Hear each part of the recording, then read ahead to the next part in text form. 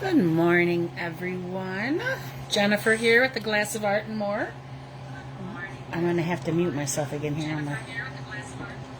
There we go. Otherwise, my computer's going to be back up echoing everything. All right. So, yesterday's painting, and you can still watch it on live. It's recorded. Was this image here, the Jeeps and the gnomes and the trees. Remember the original picture I posted, I had painted on wood, so that's why I didn't do the background on this one. And I told you could paint the background whatever color you wanted. You could go with some blues and greens or sand color, you know, some kind of a brown or gray or whatever you felt led to paint the background. So, and then once your background was dry, we started with the Jeep and we moved forward. Today's got a new page here. So this image is square.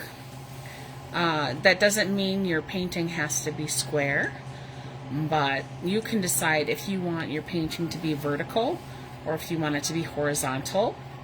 Remember, horizontal is like the horizon line going in this direction, and vertical is up and down.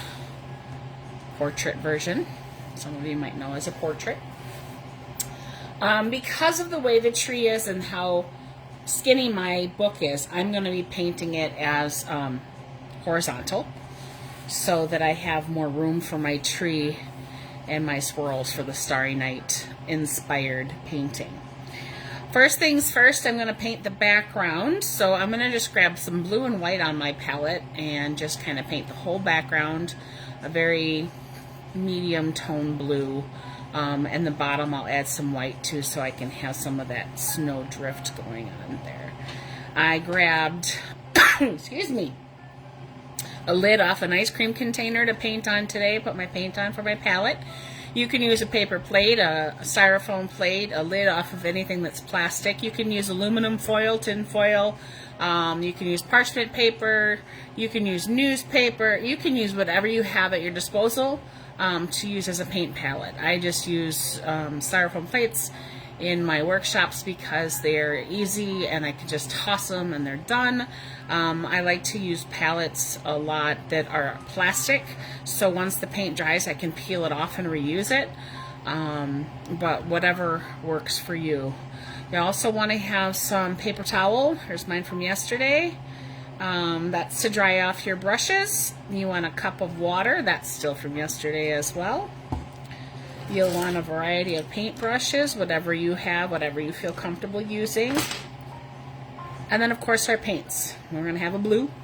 This happens just to be bright blue. It's just Apple Barn craft paint you can pick up at any craft store, Walmart, and anything else. The green is another Apple Barn. I can't tell you what it is because it's covered with paint. I refill my bottles. A basic white, and then also a yellow. If you have any other colors you want to paint, you can. If you have just your primary colors, your red, your yellow, and blue, I can teach you how to mix the greens to get to the tree color.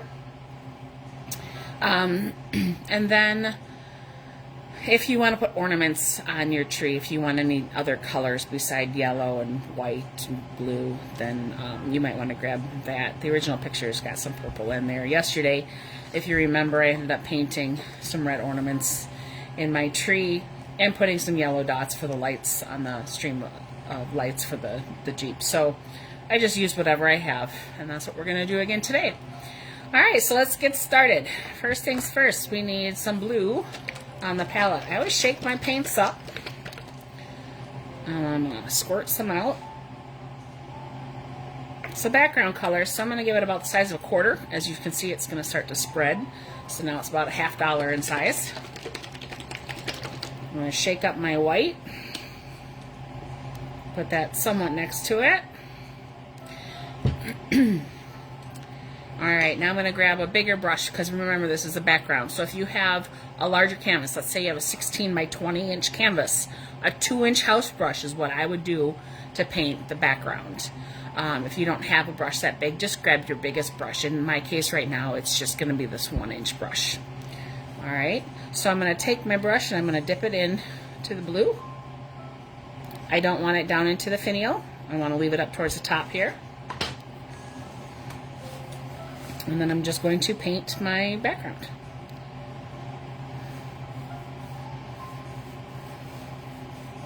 My paper is going to soak up the paint rather quickly. Your canvas may or may not, as quickly as mine. You may or may not have to dip just as frequently. Forgive me if my hand gets in the way.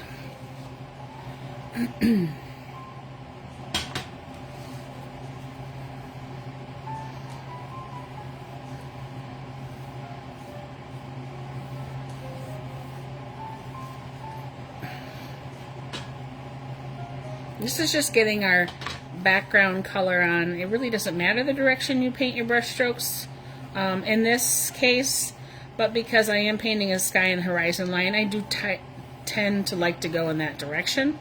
But on your edges, if you need to go in the other direction to get them covered evenly and coated evenly, that's fine.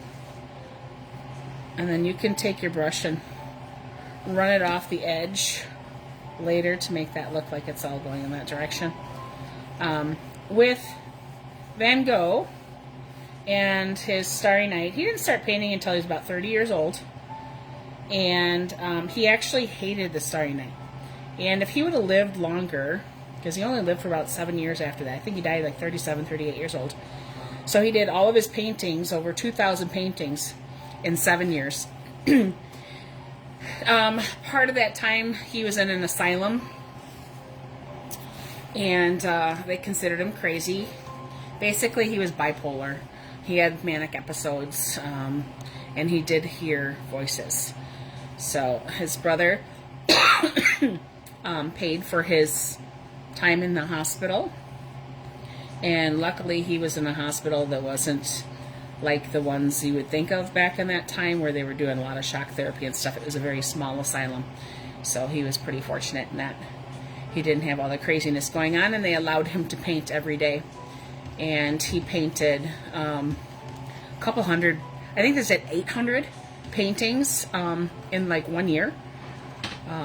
In his time there, 100 and something.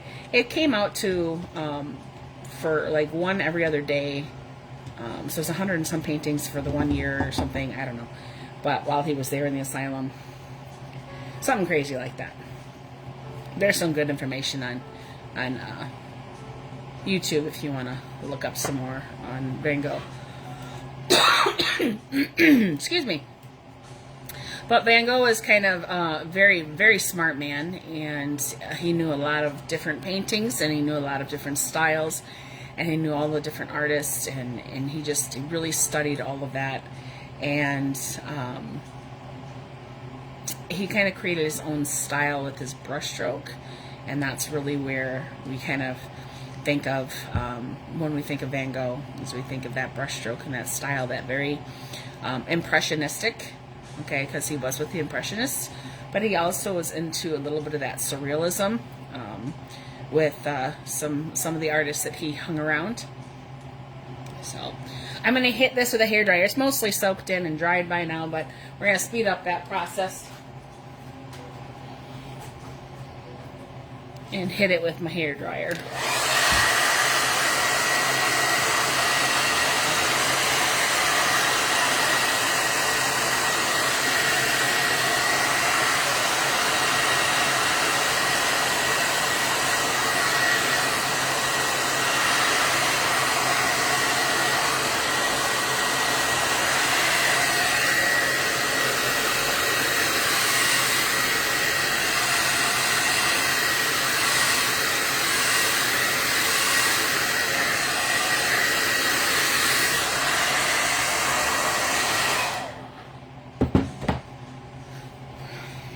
So once you have your blue background, you can go ahead and grab, I'd say let's grab a round brush. I don't typically paint with round brushes. And Van Gogh probably had, excuse me, more of a palette knife with these paintings when he was doing it, if I recall. And his strokes was very heavy, thick, just like I said, kind of blobby strokes. So very much you could see the brush marks. But like I said, they were more of a palette knife. So what I'm going to do is I'm going to take this blue and I'm going to take the white. And this, if you watched yesterday's video, you'll know when I'm mixing colors, I like to start a separate little area for a mixed color. so that I'm not contaminating all of my white and blue, or whatever colors that I am mixing. I like to make a good amount so I don't have to remix something, or if I don't want to. Once I get to a certain color that I like, I can add a little bit more white maybe to this one side and bring that in. And then I have, you know, 3 different colors of blue right now. I'm going to grab a little bit more blue and make this big pile bigger.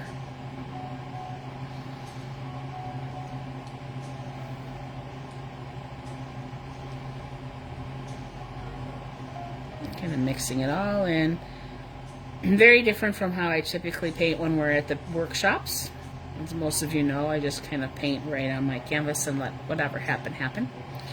Alright, I'm going to grab some more of this blue and whatever's left in my brush from this blue here.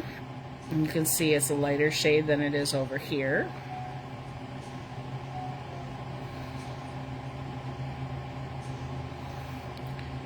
Grab some white, mix another one over here.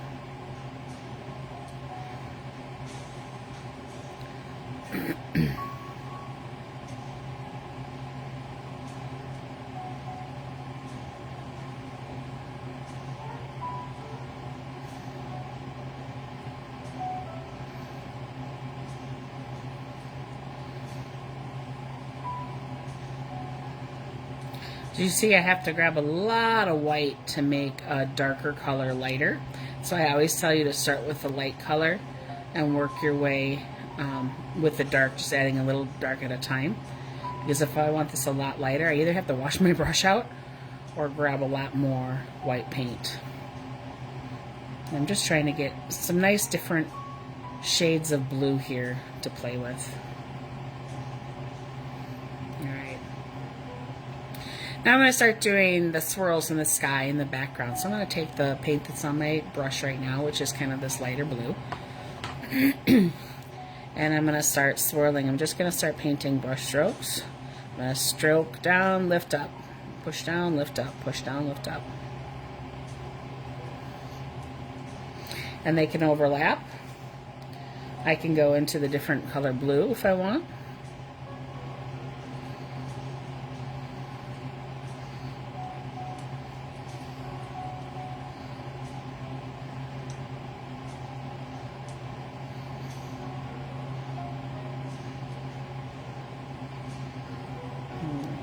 Go into a little bit medium color, darker blue, and add some of that in there as well.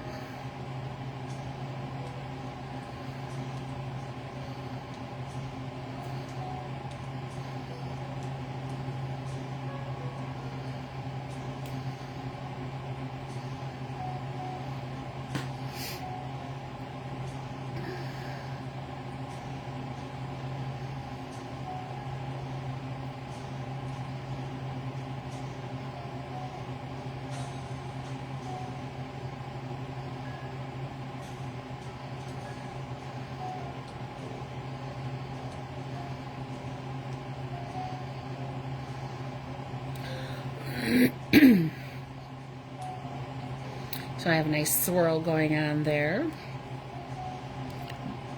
Going back and forth between my blues. Filling my brush.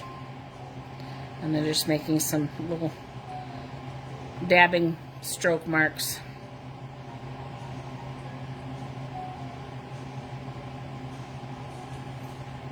Now the more I run my brush over with the colors while they're still wet, the more it's going to blend in and look like one solid color. Whereas if I want to have the differential colors in there, I'll have to let them dry in between each coat. I'm going to go ahead and do another swirl. I'm going to do it right through here. Sorry, it's off my camera. There we go. That's just kind of to let me know where my swirl is going to go. So I'm grabbing that lighter color again.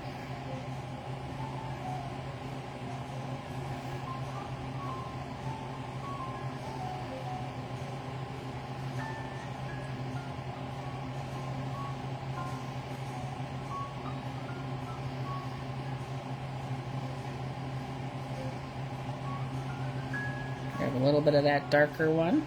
Remember, my paintbrush has still got all of the colors on there, so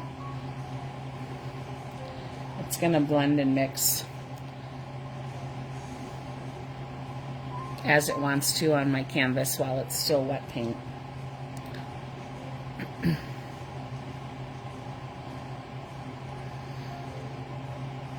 All my strokes are overlapping. I'm not leaving space in between like I did for my tree yesterday, at least not now. I might come back and add some more later. You can do some longer brush strokes too if you like, rather than such short ones. If you feel like it's too dotted, too much of like pointillism, just make your strokes a little bit longer, a little bit more wispy.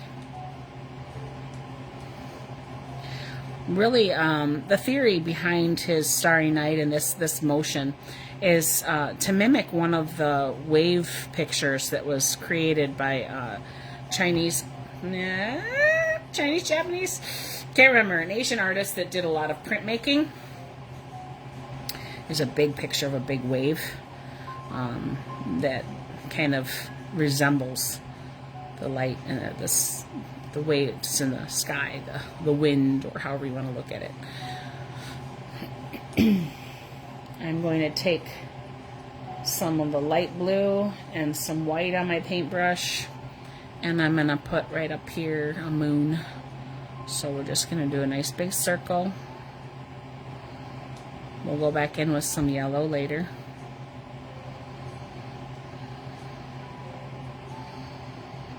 If you have trouble making circles, you can trace something, a cap, a quarter, and then you can fill it in. It doesn't have to be perfect. Really, the picture is a crescent moon. They did research back at the time that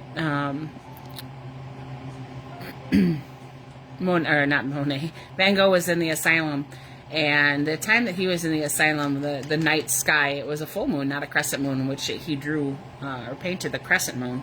He goes, but it would have been a full moon. And the stars that are laid out, very much the constellation of Aries, but not, it wouldn't be in the sky at the same time as the moon. The moon would have been set by that time when they saw Aries in the sky. So they really feel like this painting was a combination of things that were in his head and things that he saw and had memory of. Like I said, the sky part up here that was very similar to the wave that he created, sorry, that he saw and loved as his favorite painting, that was created by one of his favorite artists. And then the sky and the stars and the constellation and the moon, and there was a village in the original Starry Night, which was not there, and the church that was there was not there. And he actually, in his 20s, was evangelical minister, and then he got out of that, and like I said, in his 30s is when he became a painter. So I'm going to go ahead and hit my lovely skyline and stuff here. Well, no, not quite yet. I'm going to do some snow down here. This guy I dropped a little low because, again, the painting that I'm referencing is square, and I'm doing it on a very skinny rectangle here. So I'm not going to really have much of a skyline or snow down here, but I'm going to go ahead and grab one of my brushes here and go into that white and that light blue. And I'm just going to go ahead and paint some of that snow that's under the tree in there. And again, if you only have a flat brush, if you don't have round brushes because you're like, hey, Jen always paints with flat brushes, that's what I'm going to grab. You can still do the same technique. See how I'm doing that? You can still do that same brush stroke where you're taking the small strokes. You can still do that technique with a fan or flat brush.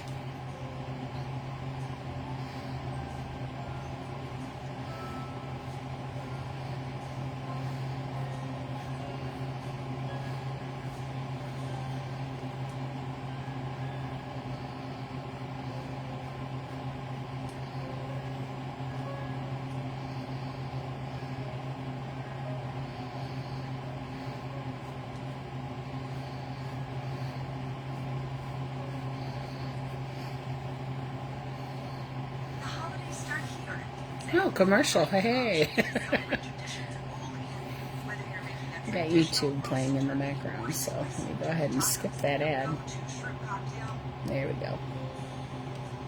If you have any questions or anything about what I'm doing, you can always drop a comment.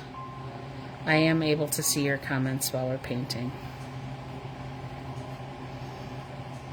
There is a delay with what I'm doing and what I'm seeing and what I'm, comments are being dropped, so it might take me a minute to see it, but alright, so that's supposed to be the snow down there as well. Alright, now I'm going to hit it with my hairdryer. I'm going to put my brush in my paint cup there.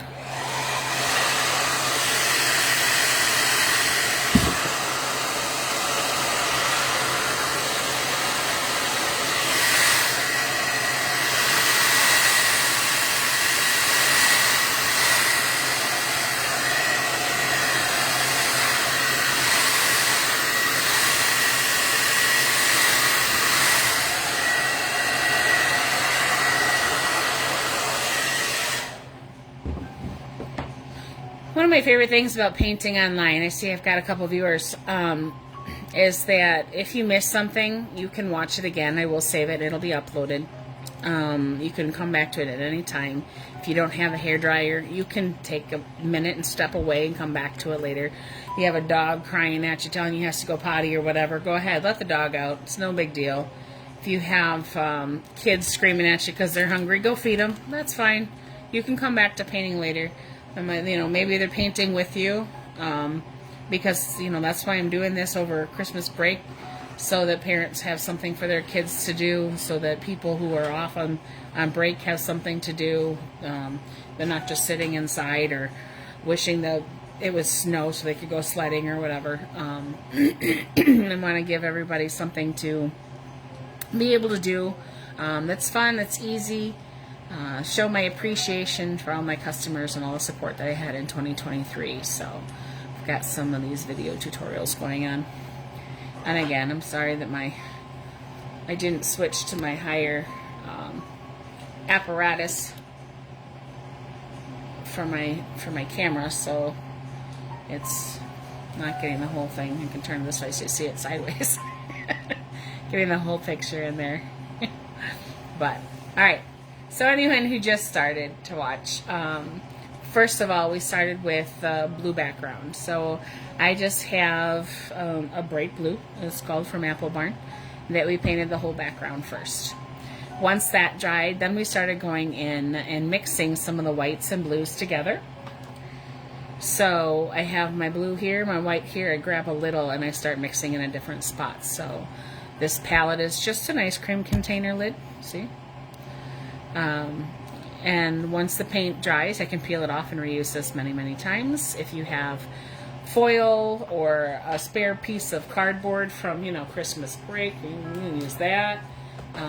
You can use anything you have handy, any kind of a plate. If you actually have a palette, you can use a palette to do your color mixing and put your paints on. Piece of paper, a couple of them folded together, make it a little thicker is fine, newspaper is fine. Just realize that anything that's paper that's absorbent like that, you're just going to soak your paint in, and so you won't be able to use all of it, but we probably pour out more than what we actually need anyway. If you're working on a stretched canvas, don't forget to paint your sides. I hate seeing white canvas sides, so make sure when you're painting, you're also painting the side of your canvas. Okay, before we get into the tree, because we still want to do the background, because, it's not Van Gogh-esque enough. So, remember, we made another blue here. I'm going to have to probably add a lot more paint. So this blue here, grab some more of that paint. There we go, a little bit of white. We want it to be a little bit lighter than this one, but we don't want it as light as that.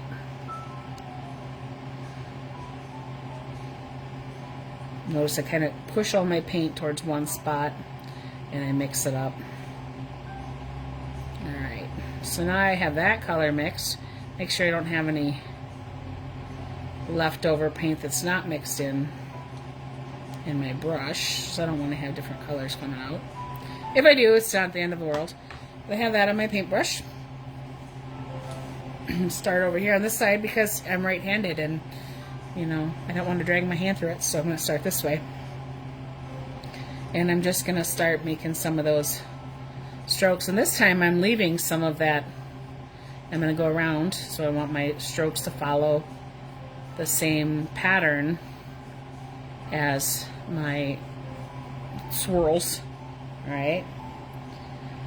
So I'm going to just draw some small little strokes. But you notice this time I'm not, let me see if I can zoom in so you can see the difference there. It's very similar colors, so you might not see it.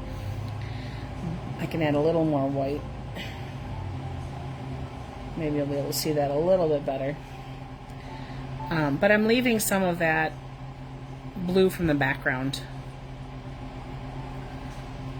this time. And you don't want to have all your strokes like lined up like you're doing bricks. Alright, you just kind of want them sporadic. And again, going in the direction of your swirly whirlies.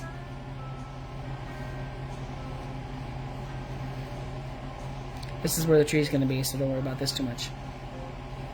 You can go into a little bit lighter blue and you can add some of that over top of it as well. Especially while it's still wet. Bring it down so you can see it a little bit. I can go between all the blues that I have while they're still wet. And while I still have paint on my paintbrush. They kind of blend together a little bit.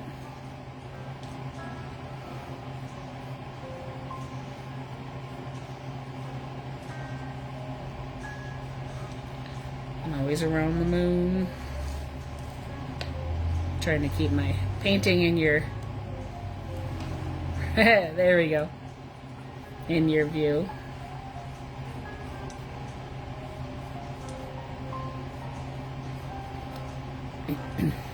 Move my paint palette over.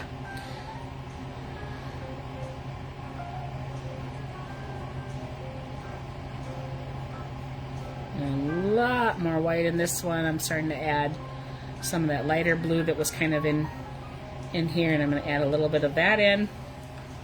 Sorry. I'm going to turn my canvas this way so you can see more of it.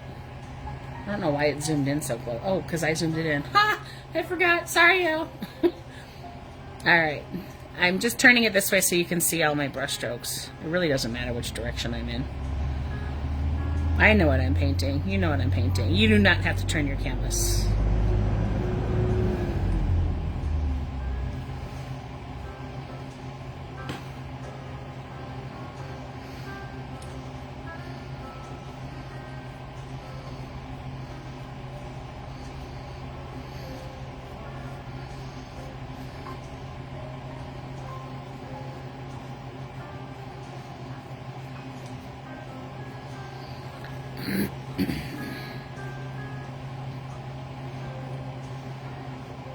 Again, if you're just catching it right now, you don't have to turn your canvas in this direction. I'm only doing that so you guys can see how I'm painting.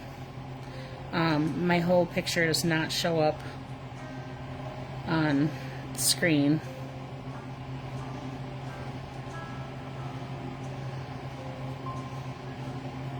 I'm just following my swirly whirlies around, but I'm leaving some of that background color in there. And actually sometimes I dip directly back into that background color and make a third blue.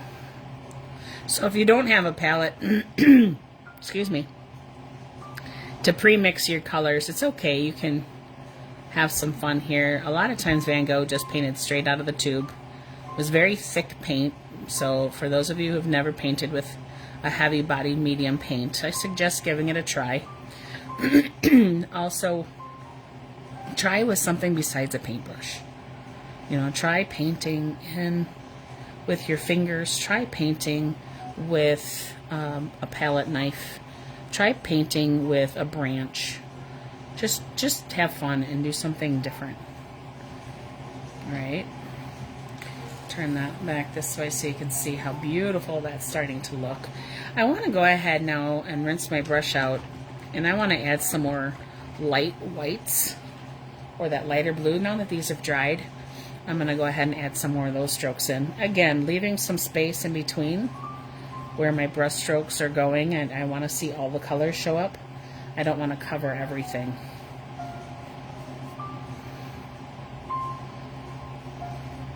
And I can have some longer strokes and some shorter strokes.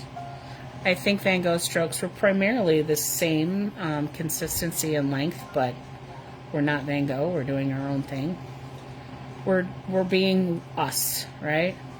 And we're just having some fun with it. We're not stressing over it. We're not panicking. We're not saying, oh my God, mine doesn't look like hers, or oh my gosh, she's going way too fast. Why? Because we have the power of rewind and pause.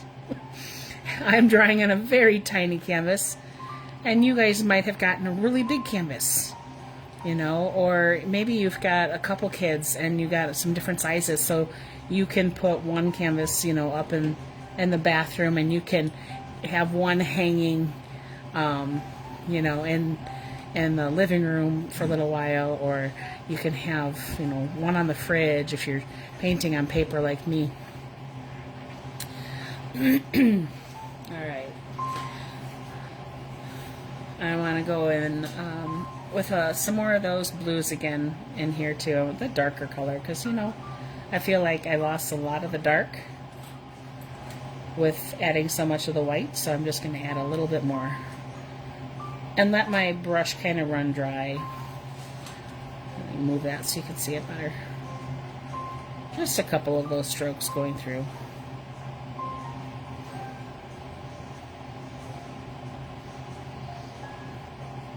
This one had a lot in it. Alright, rinsing out my brush. I'll turn it sideways again so you guys can see the entire piece.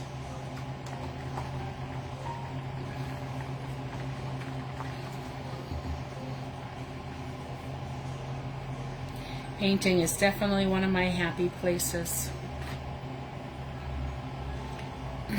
I can just kind of forget about everything and just enjoy painting when I'm doing that.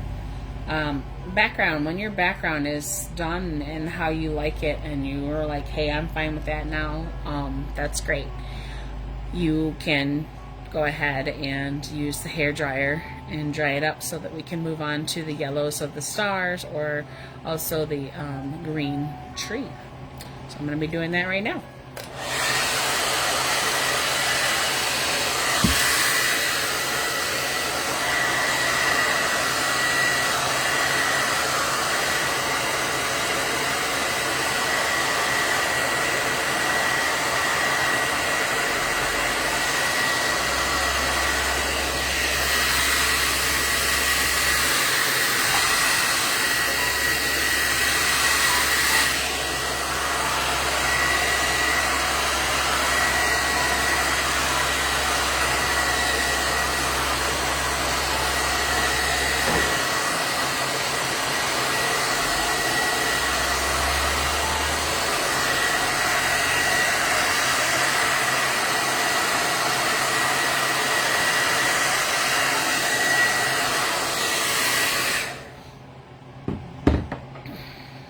Okay, there we have it.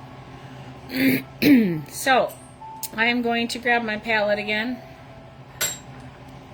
and I'm going to grab my green. I'm going to shake it up before I dump it on. Doesn't matter if you just bought it or if it's 5 years old. Shake your paints before you get started, because the medium, that makes it liquidy gets separated. And you might even have some chunks in your paint. You're like, I just bought this. Why is there chunks in my paint? Trust me, it's happened to me too. It's acrylic is a plastic. It just starts to dry and turns into the plastic again because that liquid is separating. So you'll find chunks in there. You can just pick them out. It's fine. It's not the end of the world. Alright, so let's go into the Christmas tree. I'm going to go ahead and grab my 1/4 inch flat brush because, you know, who am I if I'm not playing with my flat brushes, right?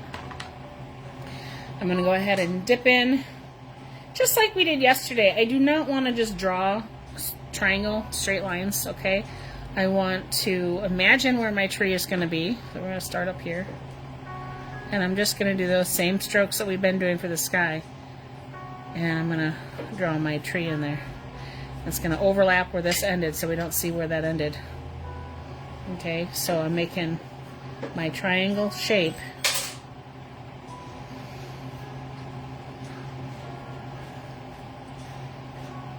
With short strokes. Go ahead and plop those into the middle. If I want to make my tree wider, I can. I can just add some more. If I want him to look like he's bent a little bit more, rather than leaning.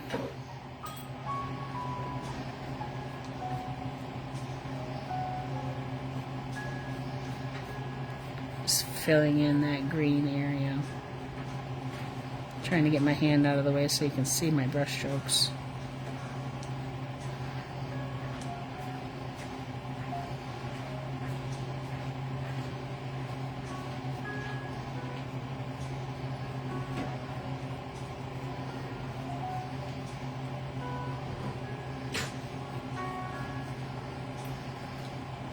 You can make this come right off the bottom of the page if you want, or you can leave some of the snow underneath it.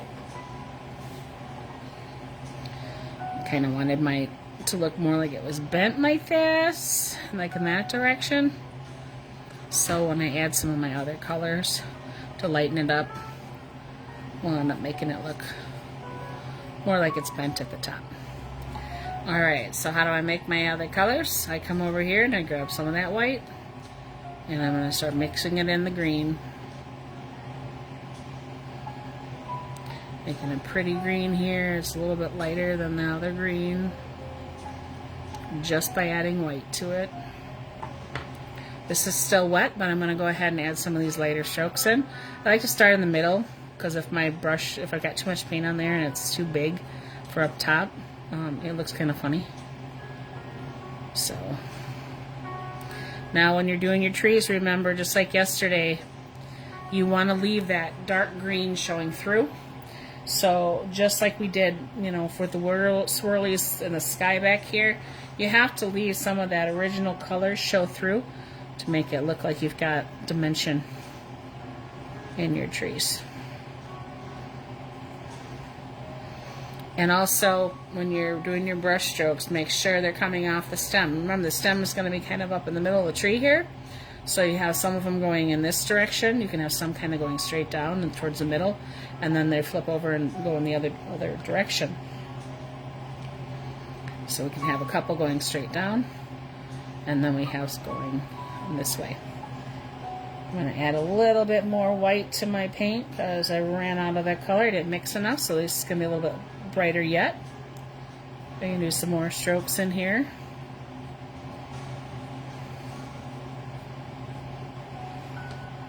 Go ahead and add that lighter color up here as well.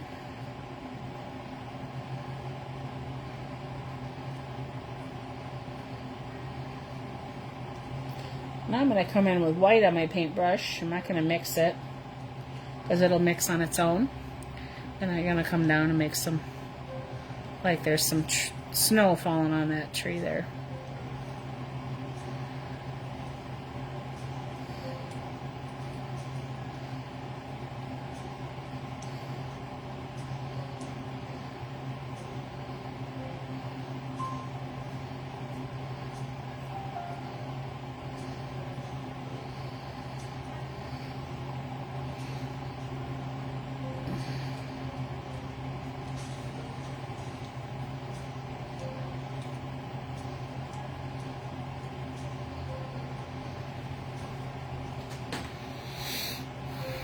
You don't have to do the white on it if you don't want it to be that white. If you want it to look like it's, you know, just a warmer place without the snow, kind of like we were here in Wisconsin on Christmas.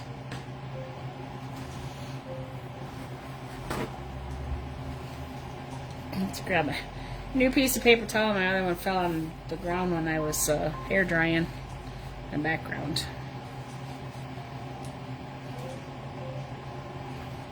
Now remember, when I'm cleaning out my paintbrushes. I'm rubbing them down on the bottom of the cup. I'm not pressing too hard down there. I'm not breaking the bristles, but I'm getting all that paint out. And then I like to kind of hit it on the side of the cup to get some of that water out. I'm going to bring it up. You can see how much paint is still in there. A lot of it's because my cup has got really old water in there from yesterday too, but as you can see, I'm still getting paint out. So make sure you're rinsing your brushes out after we're done with our painting with some lukewarm soapy water. What I like to do is I like to, even if you squirt some soap in your hand and run it under the faucet, and I like to swirl like this in my hand and swirl and swirl and swirl, and once my hand is clear and doesn't have any more paint in it and no more brushes are clean, and then I can, you know, shape them back into the shape the brush is supposed to be, flat or round for the round brushes. These I like to, you know, reshape and then let them dry flat. If you put them in a cup or something and you have them standing up like this in a cup, the paint and everything that's in your brush comes right down and it just settles there. That's why yesterday, if you're on, I showed you this angle brush here. It's actually kind of fat and thick through here, because when we're done working at workshops and stuff, I just put them away. I clean them up and I stick them in a cup and I let them dry. And that anything that was left in that brush kind of settles down in this area, and it just makes the tips flare out and they're not as nice as when they're new. So always try to get everything out of your paintbrushes and then lay them flat to dry. The actual best way to do it is if there was a hole in the end, is to hang them upside down to dry. That's the best way, but laying them flat is nice too. Alright, so we've got my tree, we've got our sky, we need to add the yellow. And if you missed any part of it, remember we're just starting with a regular green. We add a little bit of white to it, and then we add some more white, and then we get the different colors. Just like we did in our sky, we wanted to skip around, leave some of that dark blue still showing through. We left some of that dark green still showing through. Okay? I'm going to go ahead and add some yellow, so I'm going to shake up my yellow before I open it.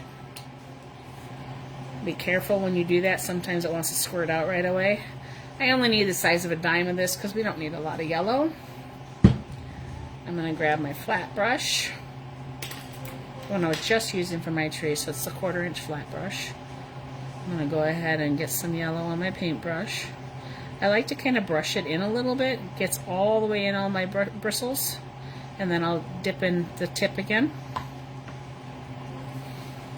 I'm going to come over here. If you want to do the crescent moon, you can do it on either side. The image that we were looking at for the reference was over here on this side. So if you want it to come to a point on the end, you have to lift up your paintbrush. You can push down towards the middle, and at the end you want to lift it up. There you have your crescent moon. If you want to do that with a round brush, you can as well. You can take some of that yellow that's left in your brush, very lightly, barely touch the paper, and try to get some of that yellow off and glowing around the moon.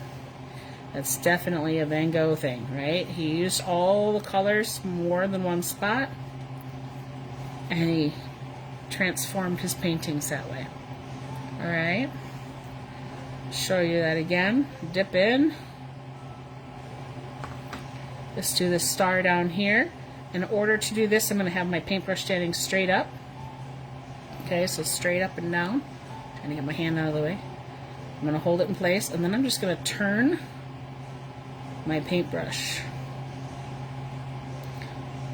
So standing straight up and down. I'm going to try to do it without it standing straight up and down so you can see it. And turn your paintbrush. That gives you that more round. And again, take that, just follow the swirl. You can have some of that yellow go up and out, even over here a little bit.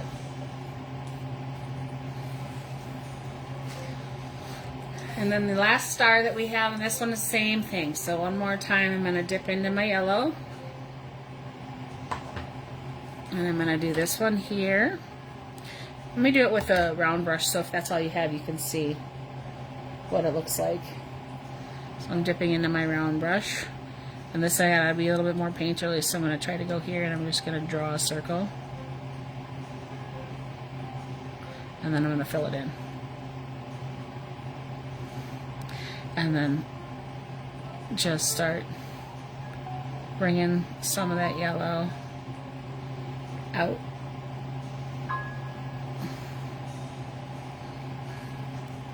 Right, so if you have the round brush, you can do it that way. The other thing we want to do is we want to add our star. So I'm going to use a detail brush. Something's a little smaller. I'm going to get some yellow paint on there. It's a round brush again. It's just a smaller one. I'm going to go ahead and get some paint on there. I turn my brush like this on the canvas, not the canvas, sorry, my palette, to bring it back to a point, and then I can go ahead and dip some on the tip. And now to make my 5 point, I gotta turn my paper, sorry y'all. To make my star, I'm going to start at the top of the tree, and I'm going to go up and down. How many of you paint your stars this way?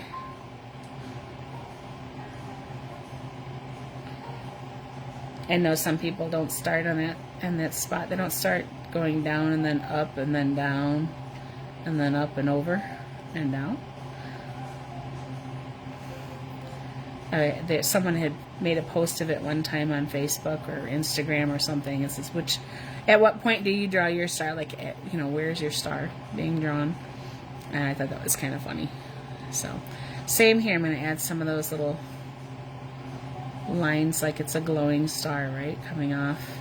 If you have too much paint, if you go down like, whoa, that's too much, just take a paper towel, wipe it off a little bit, and then come back and try to add some more of those strokes on, so it's not quite so heavy, because we don't want it to be like, super crazy heavy paint.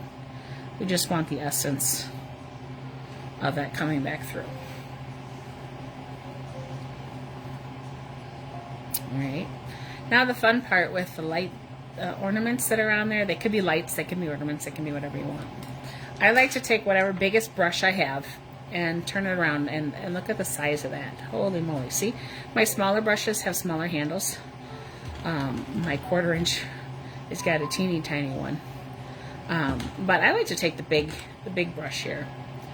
And what I'm going to do is I'm going to dip my paintbrush handle in the yellow. And then I'm going to start down at the bottom. I'm going to do a dot. And then I'm going to move and I'm going to do another dot. And as I keep doing dots, you can see my dots are going to get smaller. So then I can go up the tree. I'm going to go in the white. This is white and yellow on there then. So it's like a light yellow. And I don't know if I want to do any blue. I want to get into the red again. I like red and green for Christmas. That's traditional. I love the blue, but we have so much blue in the sky. I'm going to grab my red. Give it a good shake here. Open it up. Put a little on my plate.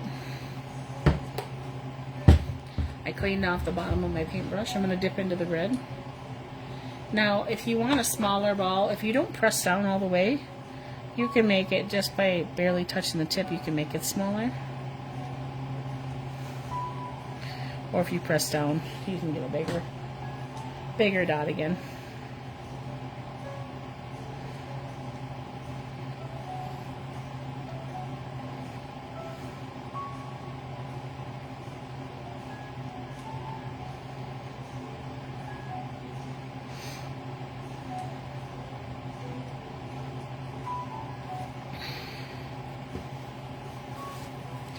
Alright, if you have purple and want to put purple on there, you can. If you have orange and want to put orange on there, you can. If you only have your primary colors, guess what? You can make your own.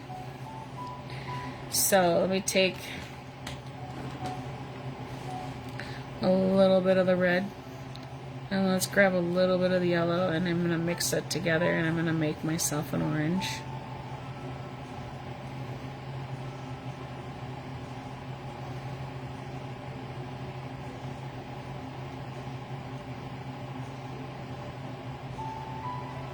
This is a nice orange color. I could do that and dip that into my handle into that and make that. Now blue is a little bit trickier to make with your primary colors. Did I say blue? Purple is a little harder to make with your primary colors. It doesn't ever look like purple to me. Okay, so equal amounts of red and blue, which is hard to do.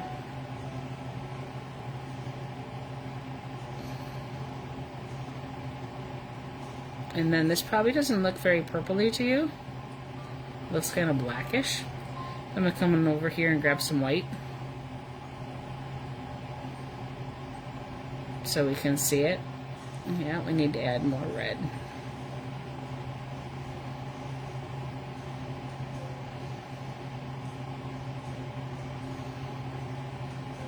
Now we're getting closer to a purple color. I'm going to grab some more white.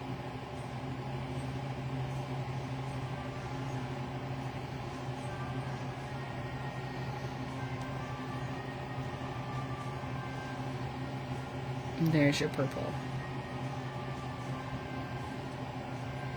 You can leave it darker. It's just hard to see if it's more purple or more blue sometimes when you leave it dark. I suggest buying purple if you can't make it. The color pigments, the primary colors aren't truly red, yellow, and blue. They're the same colors that you see in the ink, the cyan, the I don't know, the magenta, and whatever the other one's called. Those make your true primary colors, and those colors would make whatever color you want to make. But with just the basic paints we have here, you can make a lot of different shades and colors. You can play around with some color theory and see what you come up with. Let's put, kind of like that orange color, but I think I'm going to do another fun color over here that I have. I have a lilac. It's called Lilac Mist. Just squirt that out and put that on my tree. Just a small little dot. So I'm going to go with a smaller brush. Make some smaller ornaments. Because why not? Sorry, I didn't mean to bump my screen.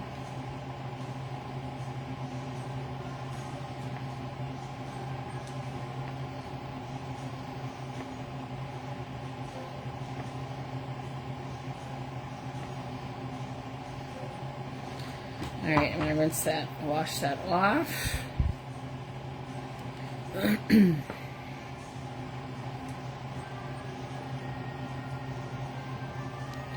Actually, I think I want some of that lighter blue, so let's go ahead and add some white to that.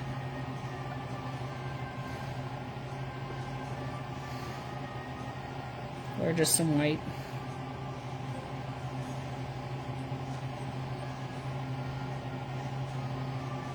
The blue doesn't really show up so much. I'm trying to get some on there. Now if you had some fun glitter, some gold, some silver, any metallic-y paints, that would look fun on here too. It'd shimmer a little bit more. I'm going to take my detail, excuse me, my detail brush here into that yellow or white or pale yellowy white. I'm going to wipe a lot of it off. There's not much left on there, and I'm going to start going around some of those bigger colors. Make it look like we have some. I'm going to my red a little bit there. Like we have some glow coming off of those.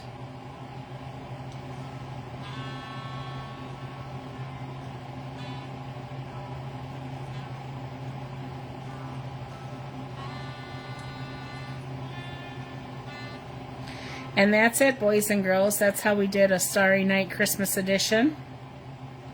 I hope we had some fun painting. You can keep doing this. You can touch it up and play with it for hours. You can do whatever you want with it. If you want to add another tree in there somewhere, you can. If you want to add a little church and a steeple into it, you can. If you want to, you know, put a little guy sledding or a snowman in there, you can do that. Basically, whatever you do, keep your strokes the same. So if you're going to add a snowman, go ahead and do like we did up here. Make the balls, you know. Then go back in with some of these blues. And some of the colors that's going to, like, you know, pick up that you see in there. You can make a little snowman here. As long as his brush strokes are the same and you have a little bit kind of coming off like it's glowing. Kind of like coming off whimsically. Maybe some snow is swirling around him. Maybe his hat is kind of coming off and you're going to get some snow. You can have fun with that, okay? So I hope you enjoyed this one. Tomorrow's will be posted at 6 o'clock tonight. So you'll be able to see what we're going to be painting or creating. May not be painting tomorrow. We'll see what we're creating tomorrow. If you want to add anything else in the background, you want more dots, you want some like stars, more stars back there, have at it. Put some more stars in there. You want it snowing? Make it snow. If you take a flat brush and some water and you water down some of that, oh, my water is really dirty. And we water down that paint. All right. And we take another paintbrush and we pull back towards ourselves. You're going to get splatters. And it can look like snow. So we just made our Starry Night. Not really a Monet or a Van Gogh thing, but if you want to make it your own, you can go ahead and add something like that, some fun to it. I'm going to go ahead and bring my camera down so you guys can see it a little bit closer. Alright, so those short brush strokes, they can get a little longer, they can be a little shorter. And when you're watching the video, you can stop it, you can pause it, you can, you know, rewind it, fast forward it as much as you need to make your beautiful little canvas. Now, one thing that Van Gogh didn't care about, he didn't care about the shadows, the highlights. So you don't have to say, oh, but the source of light is here, so the shadow should be, you know, over there. Don't worry about it, because he didn't. All right? All right. Thanks again for watching. I hope you enjoyed the video. I hope you're able to paint along with me. If you have any questions still, even after the fact, go ahead and leave a comment. I'll see it pop up on Facebook, and I'll be able to answer those questions for you at another time. Have a wonderful, wonderful break. And remember, 6 o'clock tonight is when you'll find out what we're doing tomorrow at 11. All right? Bye.